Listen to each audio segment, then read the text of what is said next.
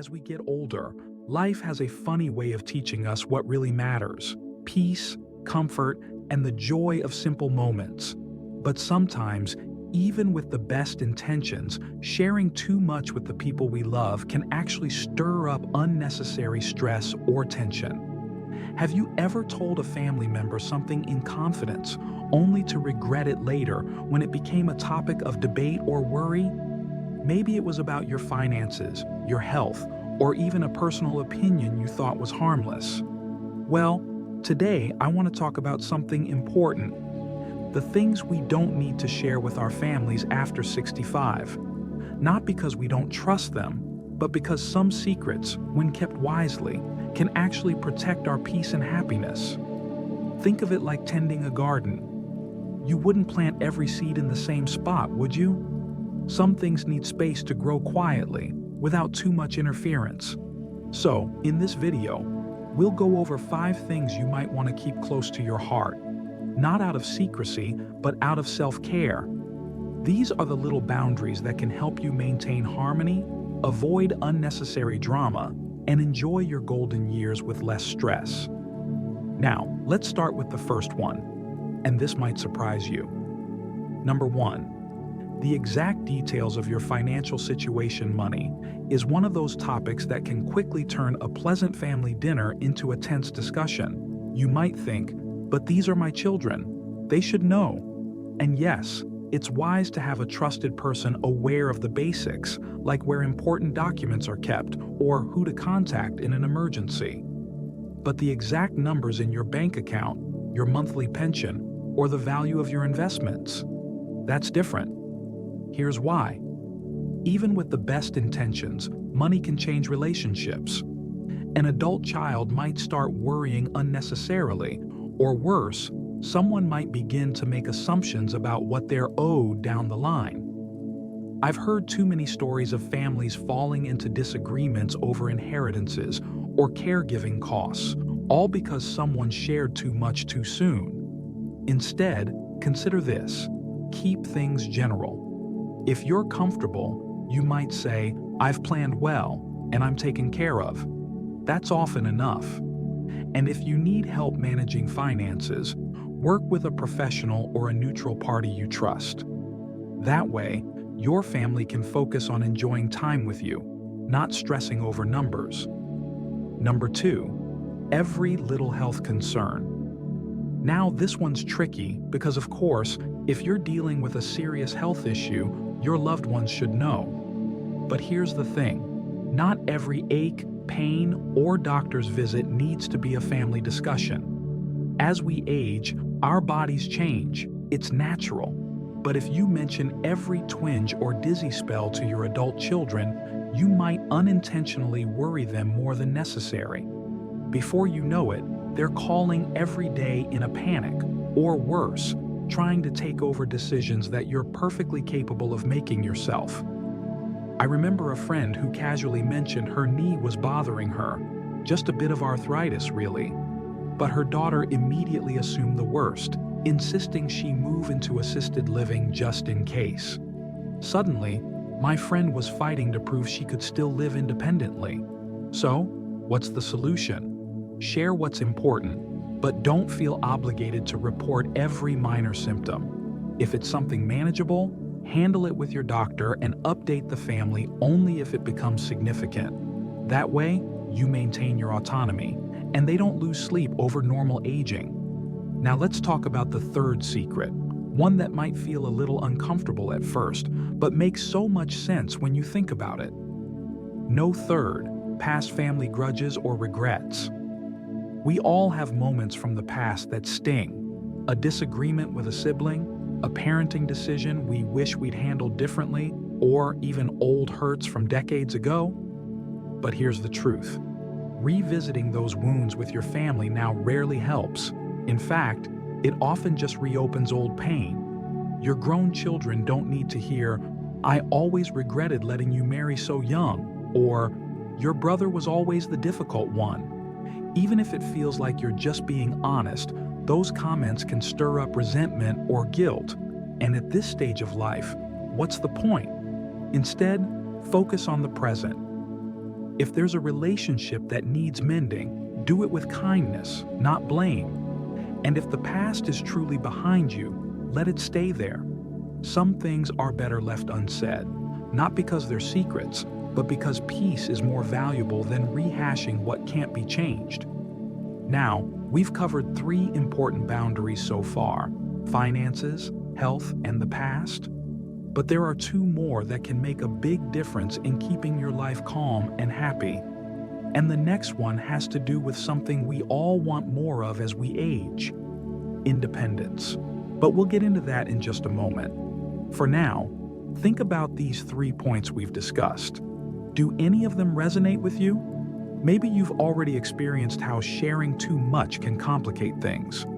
Or maybe you're realizing that a little discretion isn't about hiding, it's about protecting the peace you've earned. Either way, I hope this gives you something to reflect on. And when you're ready, we'll move on to the next 2 secrets. Because living well after 65 isn't just about what we do, it's also about what we choose not to say. You know, one of the greatest gifts of getting older is the wisdom to recognize what truly serves us and what doesn't. We've already talked about how keeping certain things private, like finances, health details, and past regrets, can protect our peace. But there are 2 more secrets worth keeping close, and they're just as important for maintaining harmony in our later years. So, let's move on to the 4th one, and this one might feel a little surprising at first. No 4th. Your plans for downsizing or giving away possessions. Now, I know what you might be thinking. But shouldn't my family know if I'm clearing out the house or passing along heirlooms? And yes, in time, they should. But here's the catch: timing matters. If you start announcing every item you're donating or selling too far in advance, you might unintentionally invite opinions, debates, or even hurt feelings. Imagine this. You mention you're thinking of selling the old china set that's been in the family for years. Suddenly, one child insists it should stay in the family, another feels slighted, you didn't offer it to them first, and before you know it, what was meant to be a simple decluttering project turns into an emotional tug-of-war. Here's a better approach. Make your decisions quietly, then share them when the time feels right. If you're downsizing, you might say, "I've decided to keep what truly matters to me, and I'd love for you to have these few special things when you're ready." That way, you maintain control over your choices, and your family doesn't feel like they're negotiating over your belongings while you're still very much here to enjoy them. And if you're worried about fairness, write down your wishes in a will or a personal letter, so when the time comes, your intentions are clear. But in the day-to-day, keep the process peaceful by avoiding too much discussion too soon. Now, let's talk about the 5th and final secret, one that's all about protecting your emotional well-being. No 5th, your true feelings about their life choices. As parents or grandparents, we've spent decades guiding our loved ones, offering advice, worrying over their decisions, and hoping they'll avoid the mistakes we made. But here's the hard truth. Once our children are adults, unsolicited opinions rarely help. In fact, they often strain relationships. Maybe you don't agree with how your grandkids are being raised. Maybe you think your son's career change is risky, or your daughter's new partner isn't right for her. Those feelings are natural. But voicing them? That's where things get messy. The reality is, people rarely change because someone tells them to.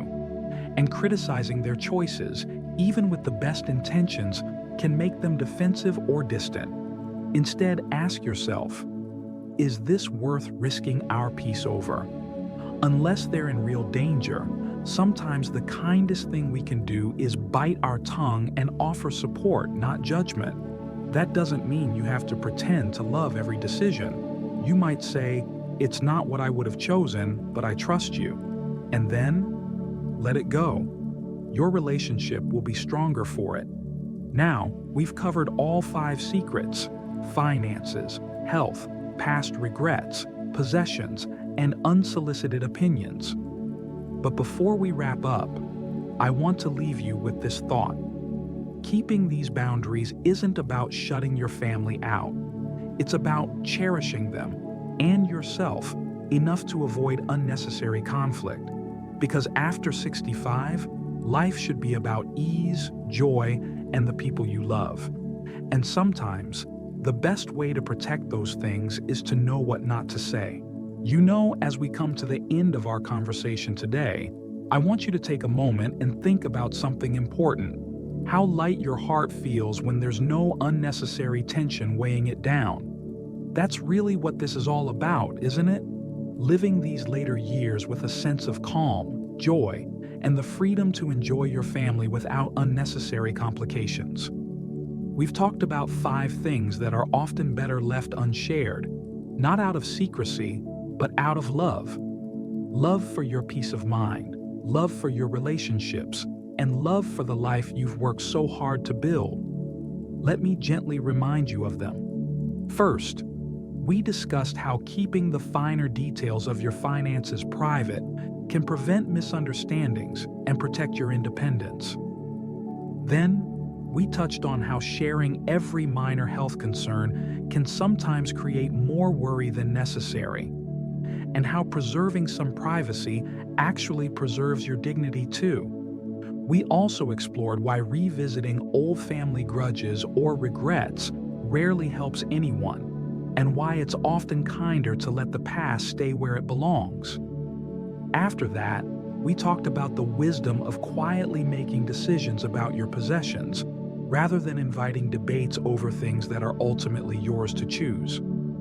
And finally, we acknowledged how biting your tongue about adult children's life choices, even when you disagree, can be the greatest gift of peace you give them and yourself.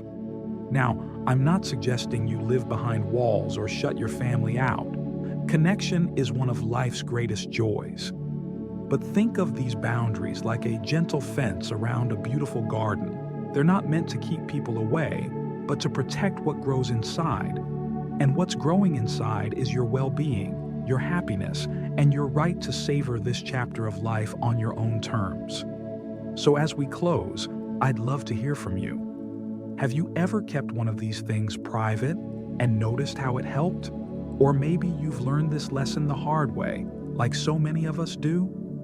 Share your thoughts in the comments.